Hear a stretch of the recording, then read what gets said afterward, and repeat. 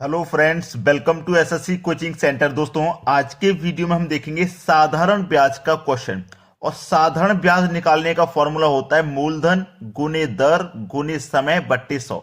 ठीक है, ये फॉर्मूला सभी को याद होगा, लेकिन बहुत ही कम बच्चे होंगे जो इनको भी याद रखते होंगे। तो मैं आपको ये भी याद कराने के लिए लिख दिया हूं। आप हमेशा इस चीज को याद रखना कि जैसे मूलधन निकालना है तो ब्याज गुने 100 बट्टे दर इंटू समय। अगर दर निकालना है साधारण ब्याज में तो ब्याज गुने 100 बट्टे मूलधन गुने समय।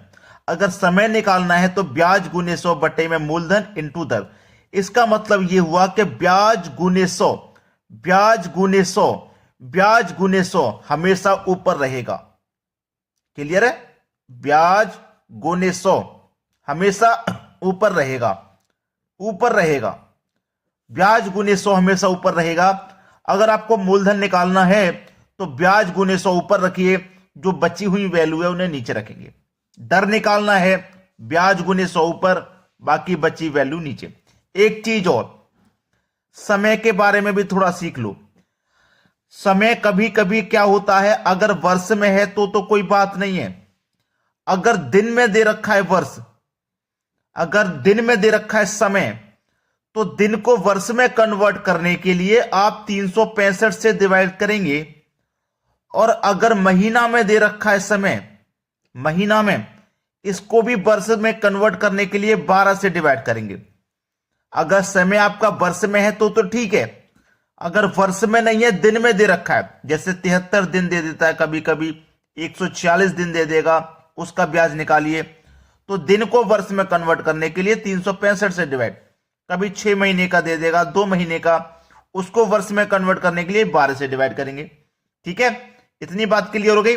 अब क्वेश्चन देख लेंगे जिससे सारे डाउट क्लियर हो जाएंगे। चलिए अब देखते हैं प्रश्न। अगला सवाल है, 5,000 रुपए का 20% की दर से 3 वर्ष का साधारण ब्याज क्या होगा? क्या पूछा उसने? उसने पूछा साधारण ब्याज। अब साधारण ब्याज का फॉर्मूला आप सभी को आसानी से याद है। क्या होता है? पी आर टी बट्टे 100, यही तो होता है। हिंदी में भी लिख देता हूं, मूलधन गुने दर गुने समय, ठीक है, बट्टे 100। हिंदी में भी लिख दिया है मैंने।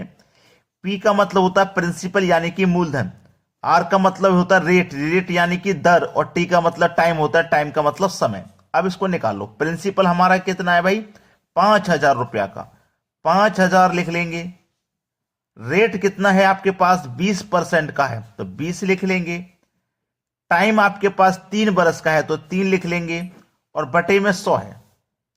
चलिए 2 जीरो से आपके यहां मैंने 2 जीरो कटा दिया। अब इनका मल्टीप्लाई कर दो, 50 का, 20 का, 3 का, तो 5 दूने का 10, 10 का 3 से करूंगा, 10 का 3 से करूंगा तो हो जाएगा भैया 30। 30 हो गया ना।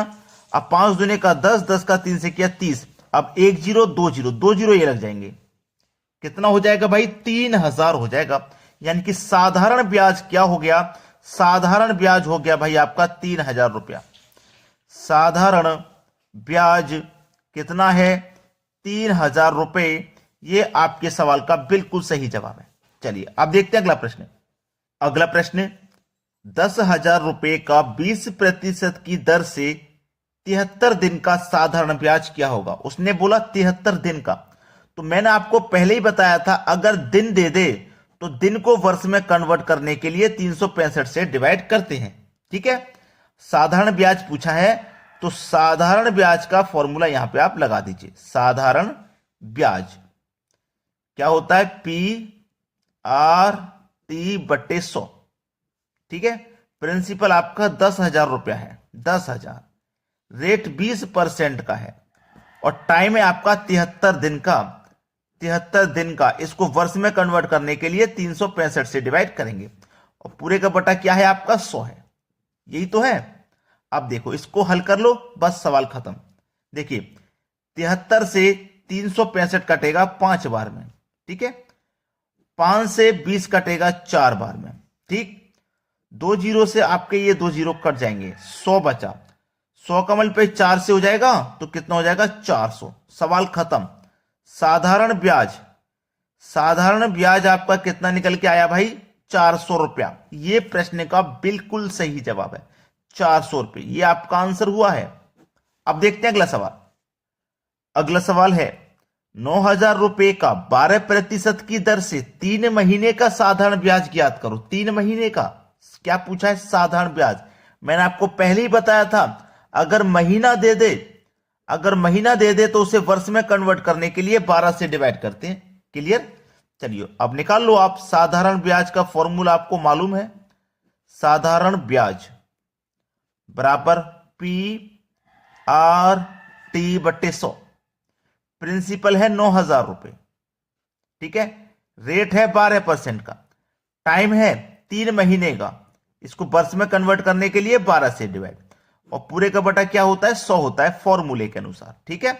चलिए 12 से ये 12 कट गया, 2 जीरो से आपके ये 2 जीरो कट गए, 9 का मल्टीप्लाई 3 से होगा, 9 त्रिक का 27, 9 त्रिक का 27, और एक ये जीरो आ जाएगा, यानी कि 270 रुपया। 3 महीने का भैया ब्याज कितना हो जाएगा? 270 रुपया हो जाएगा साधारण ब्याज। ये आपके सवाल का बिल्कुल सही जवाब, ठीक है। साधारण ब्याज कितना हो गया? 270 रुपये। 12 से 12 कटा, ठीक है, 12 से 12, 2 जीरो से 2 जीरो। अब 90 का मल्टीप्लाई 3 से करेंगे, 3 निम 27, और एक ही जीरो आ जाएगा, सवाल खत्म हुआ, आंसर आ गया। अब देखते हैं अगला सवाल। अगला सवाल है 5,000 रुपए का कितने प्रतिशत की दर से 3 वर्ष का साधारण ब्याज 300 रुपया होगा? बहुत ही अच्छा सवाल है, बेहतरीन सवाल। अब यहां पे क्या पूछा है आपसे? कितने प्रतिशत की दर से, दर पूछ रहा है, ठीक है। क्या पूछ रहा है? दर। और मैंने ये फॉर्मूला आपको पहले निकाल दिए हैं, बता दिए हैं कि दर अगर पूछेगा तो आपको हमेशा ब्याज गुने 100 हमेशा ऊपर रखना है, और जो बची हुई वैल्यू है उससे नीचे। बचा क्या आपके पास? आपके पास ब्याज बचा, ब्याज तो आपने लिख दिया गुने 100। आपके पास क्या बचा? मूलधन, ठीक है, और क्या बचा? समय, उसे नीचे रखेंगे। चलिए अब इसको हल कर लेंगे आप। ब्याज आपके पास 300 रुपए का है, गुने 100 है, मूलधन 5,000 रुपया है, और समय 3 वर्ष का है। इसको अब आप सॉल्व कर लेंगे, आपके प्रश्न का आंसर आ गया। देखिए 2 जीरो से 2 जीरो कट गए पहले तो, और 1 जीरो से 1 जीरो भी कट गया, और 3 से 30 कट गया 10 बार में। तो दर कितना निकल के आया भाई? दर कितना निकल के आया? 10% का, 10% का दर निकल के आया है। ये आपके सवाल का बिल्कुल सही जवाब, बिल्कुल सही आंसर आ गया। चलिए अब देखते हैं अगला सवाल। अगला सवाल है वह कौन सी धनराशि है जिसका 5% की दर से 6 वर्ष का साधारण ब्याज 1,800 रुपए होगा? बहुत बढ़िया सवाल है भाई। वह कौन सी धनराशि है, यानी कि मूलधन नहीं पता है। मूलधन नहीं पता ना, मूलधन निकालना है, तो ब्याज गुने 100 हमेशा ऊपर रहेगा, ब्याज गुने 100 हमेशा ऊपर रहेगा, जो बची वैल्यू है वो नीचे।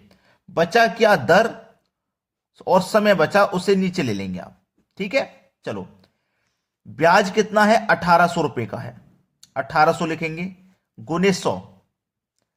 दर आपके पास 5% की है, समय 6 वर्ष का है। अब इसको सॉल्व कर लेंगे। 6 त्रिक का 18, और 2 जीरो, 5 से 100 कट जाएगा 20 बार में, ठीक है। अब 300 का और 20 का हो जाएगा मल्टीप्लाई, 3 दुने का 6, 1 2 3 जीरो, यानी कि मूलधन कितना होगा? 6,000 रुपया होगा। ये आपके सवाल का बिल्कुल सही जवाब है, 6,000 रुपए, ठीक है। अब देखते हैं अगला सवाल। अगला सवाल है 8,000 रुपए का 10% की दर से कितने समय में 9,600 रुपए हो जाएंगे? कितने समय में? क्या पूछ रहा है? समय, समय निकालना है। तो ब्याज गुने 100 हमेशा ऊपर रहेगा, ब्याज गुने 100 ऊपर। बचा क्या? मूलधन, मूलधन को नीचे रखेंगे, और क्या बचा? दर, दर को नीचे रखेंगे। चलिए ब्याज आपके पास कितना है?